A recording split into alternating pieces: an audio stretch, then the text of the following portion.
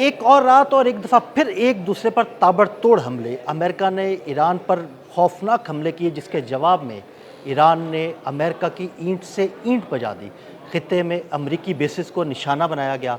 कहाँ कहाँ हमले किए गए और वहाँ पर कितना नुकसान हुआ, इस बारे में आमिर रज़ा से बात करते हैं। आमिर भाई, एक दूसरे पर ताबड़तोड़ हमले जा रही हैं। अमेरिका हमले करता है, ईरान उसका मुंह तोड़ जवाब देता है। ईरान ने गुज़िश्ता रात भी बहरीन, कुवैत और इवन अब कतर को भी निशाना बनाया है। वहाँ पर कितनी तबाही मची है। देखिए, सबसे पहली बात तो यह है कि जंग की, आपने सही कहा कि जंग की जो तबाहकारियाँ हैं उसमें वसअत आ गई है, और मिडल ईस्ट का इस वक्त कोई ऐसा मुल्क नहीं है मासवाए एक सऊदी अरब के जिसका हौथियों के साथ मामला है। बाकी तमाम ममालिक को ईरान ने अपने निशाने पर ले लिया है। सबसे पहले मैं ख़बर दे दूँ, ये ब्रेकिंग न्यूज़ है कि बगदाद में मौजूद अमरीकियों से कहा गया है कि वो महफूज पनाह गाहों में चले जाएँ, यानी वो वहाँ पर मुंतकिल हो जाएँ जहाँ पर उनकी निशानदही ना हो सके, या वो फौरी तौर पर मुल्क छोड़ने की बात करें। और कुवैत के रास्ते या छुप जाएं, कुवैत के रास्ते उनको इसराइल जो है शायद मुंतकिल कर दिया जाए। तो इसका मतलब ये है कि अगले आने वाले चंद घंटों में बगदाद पर भी बड़ा हमला होने वाला है, जो कि नज़र आ रहा है। इसके अलावा इस तरफ आ जाएँ कुवैत की तरफ, तो कुवैत में जो एक हवाई अड्डा है उसको निशाना बनाया गया, यानी एयरपोर्ट को निशाना बनाया गया है। अब मैं एयरबेस की बात नहीं कर रहा हूँ, एयरपोर्ट को निशाना बनाया गया है। और ये इसलिए बनाया गया है कि इस एयरपोर्ट से अमरीकियों का इनखला होना, मैंने आपसे कहा बगदाद से जो निकलेंगे उन्होंने कुवैत के रास्ते ही किसी जगह जाना है, कुवैत आएंगे और फिर वहाँ से एयरपोर्ट जाएंगे। तो ये उसको भी निशाना बनाया गया है। उसकी फुटेज अल जज़ीरा ने जो है वो जारी भी कर दी है कि वहाँ पर बेपनाह मिसाइल्स को गिरते हुए दिखाया गया, और मुख्तलिफ अनवा के मिसाइल्स हैं जिनमें जो है क्लस्टर बॉम्ब्स भी शामिल हैं। इसके अलावा ये हमला इसलिए किया गया कि ईरान का एक शहर है जिसका नाम ही ईरान है, जी बिल्कुल, उसके भी एयरपोर्ट को निशाना बनाया था। बस उसके जवाब में उन्होंने एयरपोर्ट पर हमला किया। और एयरपोर्ट पर हमला इसलिए किया कि ये ज़्यादातर फ़ौजी नकलो हमल के लिए इस्तेमाल होता था। मैंने आपको कहा था कुवैत में अल-सलाम एयरबेस इस काबिल नहीं है, मैंने बताया भी था कि वहाँ से फ़ौजी नकलो हमल किया जाए, तो सिविलियन इंफ्रास्ट्रक्चर को अस्करी जो है इंफ्रास्ट्रक्चर में तब्दील किया गया था, और यहाँ से जो है रसद का सामान जो है वो फ़ौजियों तक पहुँचाया जा रहा था। इसको निशाना बनाया। फिर उसके बाद बहरीन में 5th फ्लीट के एक और कमांड एंड कंट्रोल सेंटर को निशाना बनाया गया है। ये कमांड एंड कंट्रोल सेंटर भी जो है ये अभी जो ड्रोन्स हैं उनके लिए इस्तेमाल हो रहा था। ये इसका पहले एक सेंटर तबाह किया था, तो दूसरा ऑपरेटिव किया गया था। इस दूसरे ऑपरेटिव को भी उन्होंने निशाने पे ले लिया है। इसी तरह उर्दन में उन्होंने दोबारा से हमला किया है, और उर्दन की तमाम एयर बेसिस पर जो है अलार्म बजते रहे सारी रात। जो है मेरा ख्याल लोग सोए नहीं होंगे, क्योंकि जो एयर स्ट्राइक की सायरन्स थे वो बज रहे थे, और इसी दौरान बहुत सारे जो इकट्ठे स्वाम अटैक किया गया जिसमें ड्रोन्स और मिसाइल शामिल थे, उनको फायर किया गया। उर्दन गवर्नमेंट ने कहा कि हमने बहुत सारे रोक लिए, लेकिन चंद एक जो हैं वो गिरे भी हैं। फ़ौजियों के मरने की भी इतलात हैं। और अभी तक जो कुवैत की तरफ से भी बयान जारी सामने आया है, उन्होंने भी यही कहा है कि नुकसान हुआ है, लेकिन कुवैती फ़ौज जवाब दे रही है और वो आने वाले मिसाइल्स को रोक रही है।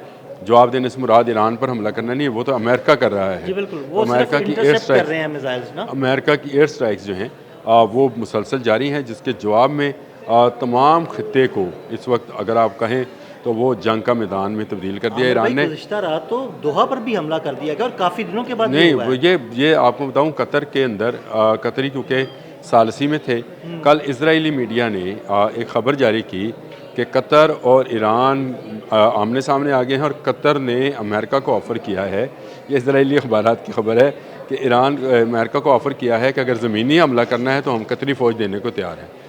कतरी फ़ॉरेन मिनिस्ट्री ने इसकी बड़ी सख्ती से तरदीद की है, लेकिन जब तक आप तरदीद करते हैं तब तक वो अपना काम कर चुका होता है। मीडिया की इन खबरों के बाद नज़र आता था कि कतर पर भी हमला होगा, और पासदारान इनकलाब जो कि मैंने आपको कहा कि डिसेंट्रलाइजेशन सिस्टम के तहत चल रहे हैं, अभी भी जो इस वक्त पासदारान इनकलाब के जो रहनुमा हैं उन्होंने यही कहा हुआ है कि आपने जहाँ से हमला हो वहाँ पर हमला करना है। तो जब ये ख़बर मीडिया पर आई उस वक्त तक दोहा पर हमला हो चुका था, और अल अदीद एयरबेस तो पहले ही जो है उसको बेकार किया हुआ है। वहाँ पर चंद इंस्टॉलेशन थी जिनको पहले से तबाह किया गया था, लेकिन अब जो है कतर पर भी हमला किया गया। कतरी फॉरेन मिनिस्टर ने फौरी तौर पर एक बयान जारी किया, और उन्होंने कहा कि ये इजरायली अखबारात का शोशा है। हमारा कोई इरादा नहीं है अमेरिका को ज़मीनी फ़ौज देने के लिए ताकि हमला किया जाए।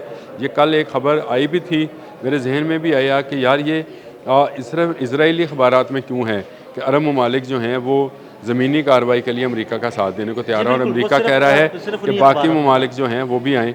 ये किसी लेट से अल जज़ीरा में नहीं थी। आमिर भाई, एक प्लांटेड स्टोरी थी जो खित्ते के दीगर ममालिक में एक पैनिक फैलाने की बात थी कि पैनिक फैले और खित्ते के ममालिक एक दूसरे के खिलाफ उठ खड़े देखिए, इसराइल का तो पहले दिन से ये काम है कि वो चाहता है कि मिडिल ईस्ट के तमाम कोस्टल एरियाज जो हैं वो बेकार हो जाए। मैंने आपसे पहले भी कहा कि वो हैफा की बंदरगाह को एक इंटरनेशनल बंदरगाह बनाने के चक्कर में वो वहीं से सामान और तेल की तरसील चाहता है। वो चाहता है कि तमाम दुनिया की तवानाई का 20-25% और खुराक का 90-80% जो है मिडिल ईस्ट का, वो उसके कंट्रोल में आ जाए।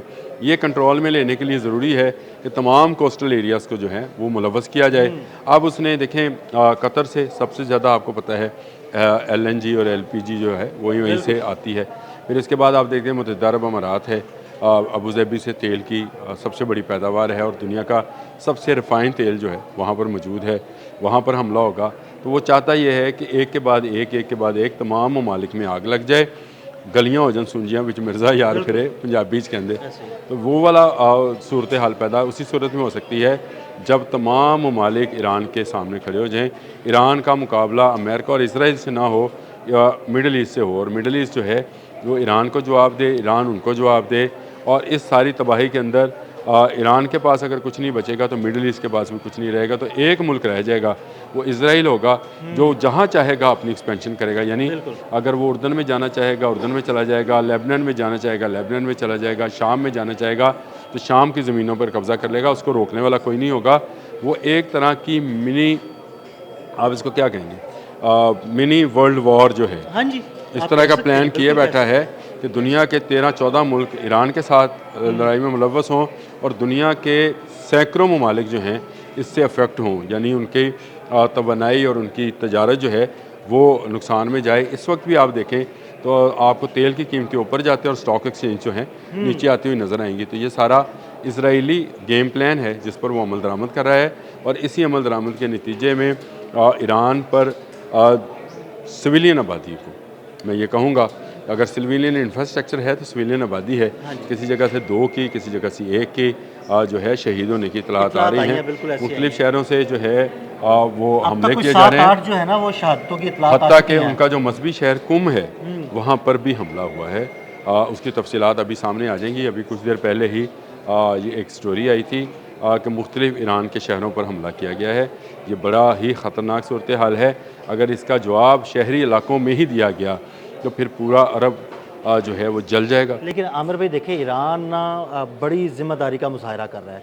वो अगर अमेरिका सिविलियन आबादी को निशाना बनाता है, इंफ्रास्ट्रक्चर को निशाना बनाता है, तो वो सिर्फ अमेरिकी फौजी अड्डों को निशाना बनाता है, वो सिविलियन अदील भाई, मैं मैं आपको बताता हूँ, ये पिछली मरतबा भी जब 40 रोज़ा जंग थी 28 फरवरी के बाद यही हुआ था। अमेरिकन मेरीन्स आपको याद है होटलों में चले गए थे, बिल्कुल, और शहरी आबादियों के अंदर घुस गए थे।